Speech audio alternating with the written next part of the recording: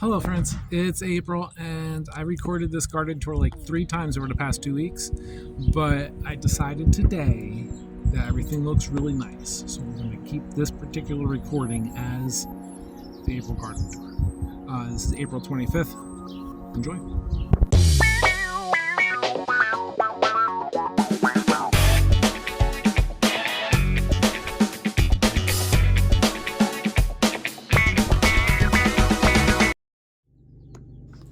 So last week there was practically no color out here. I mean, there was a little bit, but not much. But I wanted to record this hyacinth right here. This is what I'm showing you. This hyacinth right here, that was pretty. We cut it for Easter, and it's not there anymore. It is gone. What is out here is our beautiful Washington hawthorn. It's hard to tell, but there's 2 branches that keep intertwining there. I'm just excited. All of our trees are coming. The leaves are coming through. Down here, here's that color I was talking about. Tulips. We planted these tulips last year. 2 different variety colors. And I'm loving them up. You see there the colt's foot? We've had a couple days they hit up in the 80s, and so now the colt's foot are bolting, going to seed. There's a patch of yarrow there I'm looking for. That'll be popping up in a couple weeks. And then our dog roses, they should be starting to get some color or some white. And this here tall tree, our eastern redbud, we'll see that in a little bit, how tall it is. Dog roses are doing so healthy. We have a whole bunch of I think it's like flax. No, not flax, some kind of wildflowers growing up through here. It's a weed, but it'll be pretty.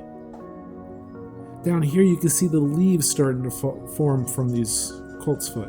The leaves start forming when the stalks start dying. And the crabapple tree. Littlest, tiniest buds forming.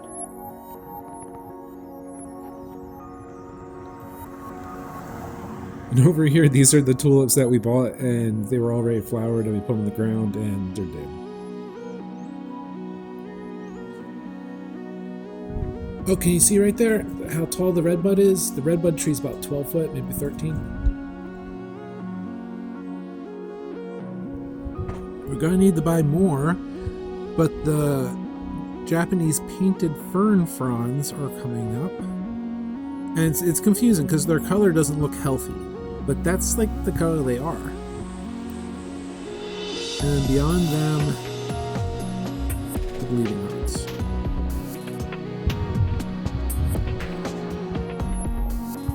They came up fast and furious.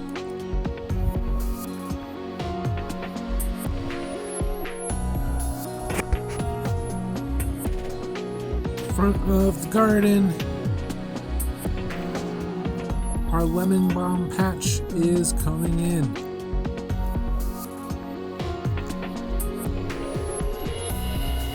I'm happy it is.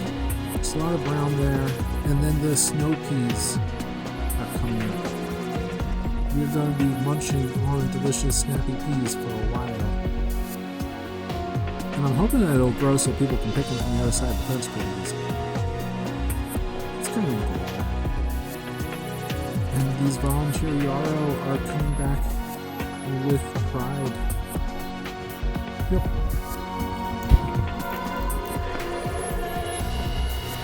Right, important thing here, if you look at these, this is the oxalis, the yellow wood sorrel. They look like they could possibly be clover, but they're not. The thing you look for clover are those chirons, those little marks on the leaves. And this is the perennial sea kale. It looks funky, but it's growing in healthy. Lots of crushed seashells. I figure it goes appropriate for the sea kale. And our violets. The violets have come up all over. Gabby recently has been loving munching on the flowers. Lots of seeds went in there. Lots of love went into this fairy garden. The clover, I don't know if it's going to grow up before it gets pounded down, because this is a play zone here now. And the mint has gone wild, and the raspberries. The raspberries are looking good. They should start forming little flowers for the berries in probably about 4 or 5 weeks. Now, unfortunately, we had to put up a lot more fencing to keep the dogs out of the gardens. Here's some containers. This one's got some microgreens I just sowed heavy. This one's got the Jerusalem artichokes. Tall stalks from last year. I should probably break them off and use them for something. But inside both that wash basin on the right and that one there with the pig, there's tons of Jerusalem artichokes just waiting to be harvested. There's the daffodil. I think that's the last daffodil. And under here, some Roman chamomile that's growing back through. There it is. Those little leaves.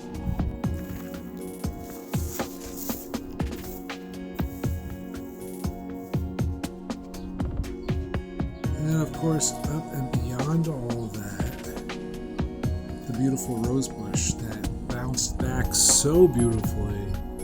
It's growing so nicely. Looking forward to having to prune it to keep it in shape.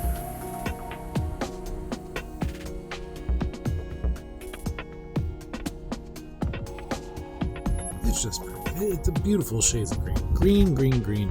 There's a green duck. There's a white duck. There's some hyssop. Look how nice this hyssop bush is doing.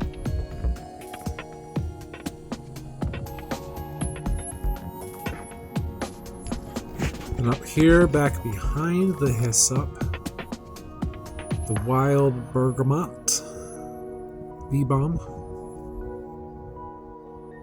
And in the front, our perennial chamomile. It's thinning out though, I need to fill that space in there.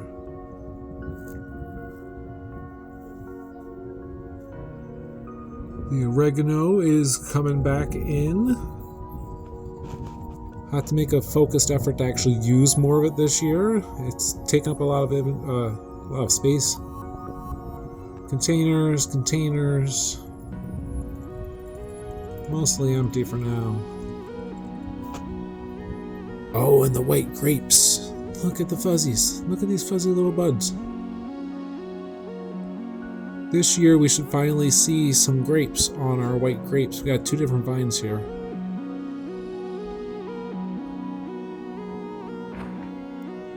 What's the other one?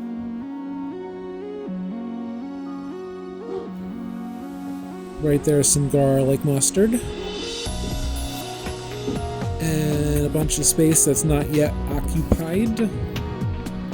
There's some clover. Some red clover. And a little meditating monk. More clover.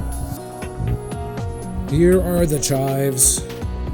My child has been eating the chives. There's some kale in the back there that needs to get cleaned. But here's the chives. You can see where she's been breaking off the top, off the chives. And you can smell it on her breath. You know when it's happened.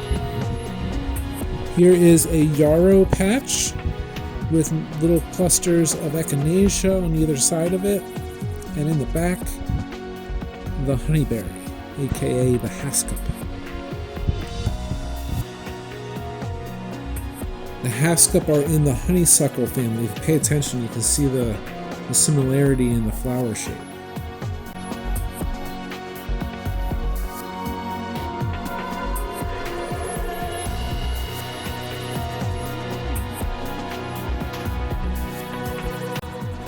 Some more containers that aren't really growing anything. Some cilantro that I just transplanted before recording, so that, you know, they need to be watered in properly. Oh, and there's an experiment going on under there. It's acting like a little greenhouse for us. We'll see how it works. And here's the strawberry patch. It is strawn out, and it's growing different types of strawberries, and there's some flowers here and there, and it's doing okay. Here's Mr. Danvers' little field.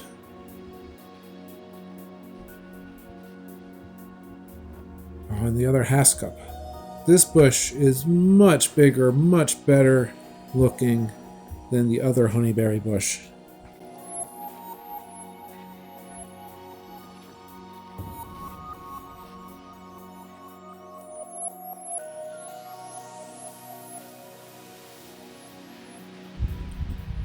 This spot down here has a bunch of random stuff, so we're not going to focus on it. And this is the most successful kale planter from the kale that I brought outside way too early. There's the blueberry bush doing its thing. A little too early to really see some action. There's Freya's Christmas tree in the black bucket. And here is this is the phlox. You see that? You see that? It's flowering. Soon all that will be flowered for a little while. You see this down here? I'm pretty sure these are some self-sown Japanese red mustard.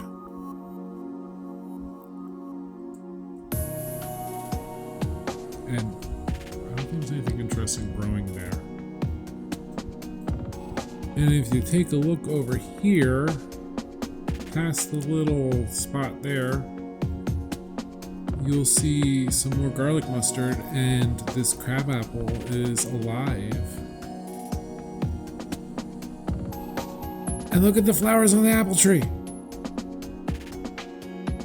They are the butamus.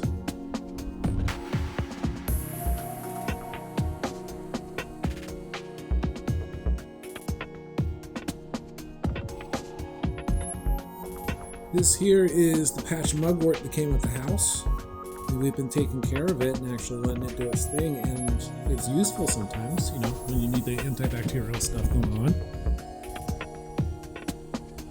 And then down here, the pretty violets and more of those self-sown Japanese mustard, red mustard. Some kale, some pea shoots. Other side of the crib bed, we got some more violets, some more sad kale. And there's some red clover. Be munching on that soon. There's some big leaves.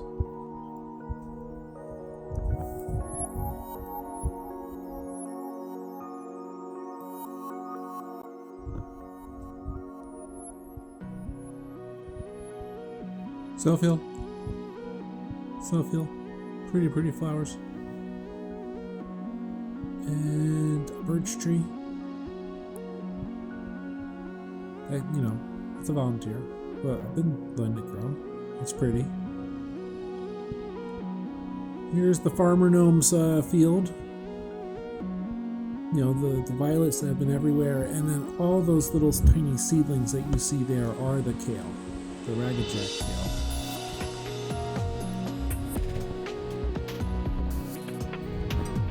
So yeah, it's the kale. And there's also this very invasive wildflowers that spread its roots out, and kale. Some violets and some kale, and some strawberries. And lots of tiny, tiny kale seedlings. And there's some clary sage over there in the corner.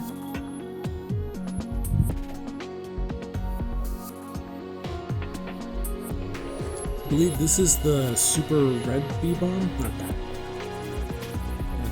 That's the super red bee balm. But I'm looking forward to harvesting it for the leaves to make tea. And this is the purple bee balm. And this is chocolate. Just starting to poke up since we've been getting warmer days. And then there's a little bit of a split. There's some mint under there, and this is the orange mint. Orange mint is coming up perfectly. There's a dandelion in the middle.